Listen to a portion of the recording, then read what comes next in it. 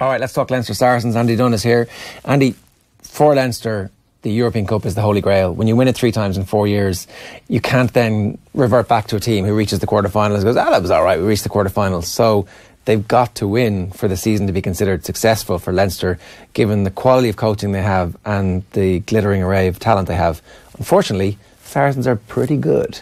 Yeah, it's the quality of Leinster's play this season has probably been the biggest feature in terms of, I suppose you'd argue against at times when Ireland's play hasn't been as creative, but they're so effective on the results, and nobody cares when the results are that good.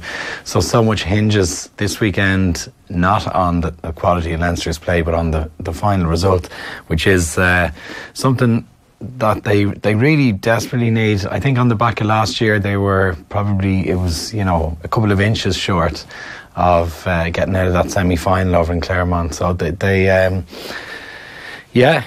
going to be a pretty titanic battle. The Saracens team have underperformed. They snuck in as 8th seeds, which is annoying. It's annoying, and it's always very much, I mean, Mark McCall is showering praise on Leinster as these things go. You know, they're arguably the best side in Europe this year, blah blah blah. Yeah. Saracens, I think, are really dangerous. It's a bit of a horrible draw, really, considering how well Leinster played, and going in as first seeds to get these guys. How much does what happened in the Ireland-England game have any relevance to what happens this weekend? Is it their rugby culture against our rugby culture? Is it the 10s against each other? Does it matter at all? No, I think it would be a tenuous link at best. I think it's 2 very different constructs. I think with different coaches in both sides who've got different philosophies, both with respect to each other and with respect to Schmidt and Eddie Jones. So Sexton spoke briefly during the week about the difficulties of transition back into, albeit a group he's very familiar with, but playing in a very different way with different instructions. Yeah.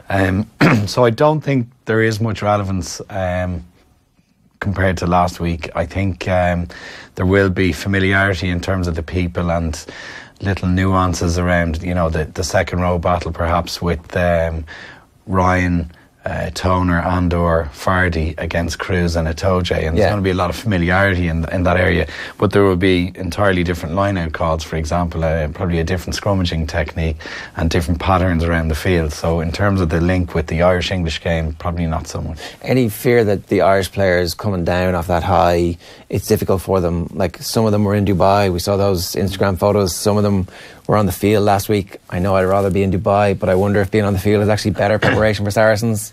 Yeah, it's probably a question of how we manage our players, and again, that's over a long period of time. It's probably been an advantage for Ireland. At the start of the season, I think post Lions, I think Itoje played 8 full games of rugby before any of the Irish internationals had even come back and played a minute. And you could argue that's probably taken a bit of an edge off his game. Certainly didn't seem as effective in the Six Nations as his kind of early international game. So, and yet man of the match last weekend. Yes, yeah. Well, it's I think the Irish players being away, having won a Grand Slam, will come back. I think they'll be pretty fired up and ready to go. I think it's a good week to have off.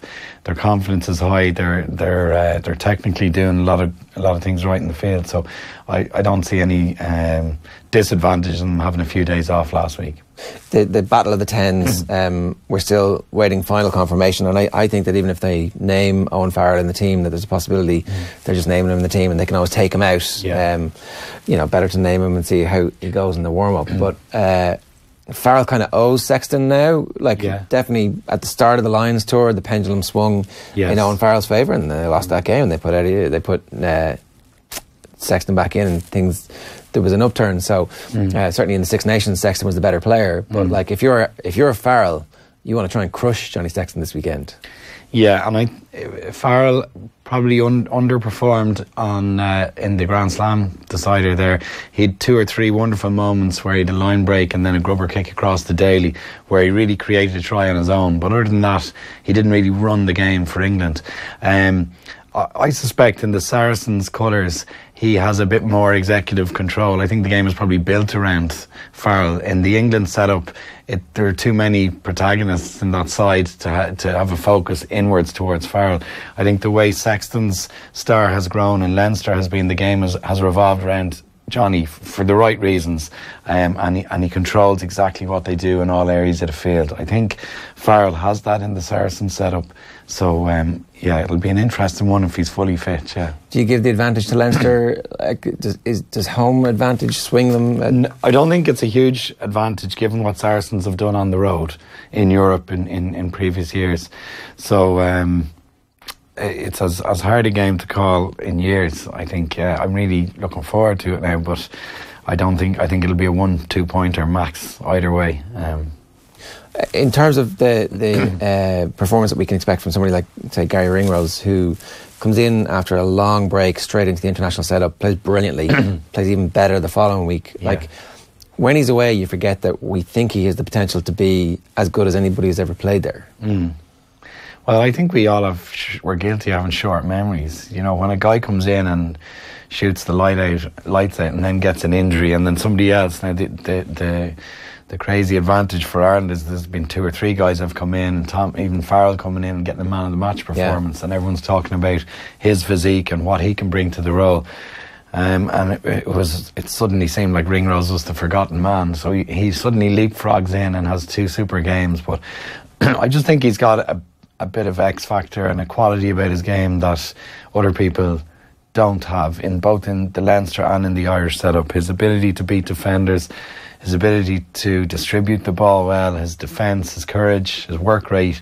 He's got an all-round package that's very O'Driscoll-esque, and I just think he's a super player, and amazingly we nearly forgot about him for a couple of weeks there, but he's come back with a bang. Last question, do we have all the depth in the back row that we thought we had at Leinster? There was definitely a sense that there was an embarrassment of riches, and now Heaslip is gone, and Jordy Murphy's gone at the end of the year, and suddenly actually very soon it's going to be a very clear first choice 6, 7 and 8. Yeah, well, with Conan actually I think injured for this weekend, it looks I would suspect Jordy Murphy will probably start at 8, but his decision to go to Ulster now on the back of how Ulster have gone this season, and with Heaslip's retirement, probably doesn't look like as good an option anymore, maybe for him and for Leinster, or Ulster probably going to win in that one more than anyone else, more than Jordy and more than Leinster. But I don't think Leinster are thin at back row. I think even the options this weekend, they're obviously going to, I presume Levy is going to start at 7, Murphy at 8 with Conan being injured. The question is who they start at 6. I think it's a week early for O'Brien to start. It's a week early for Ruddock to start.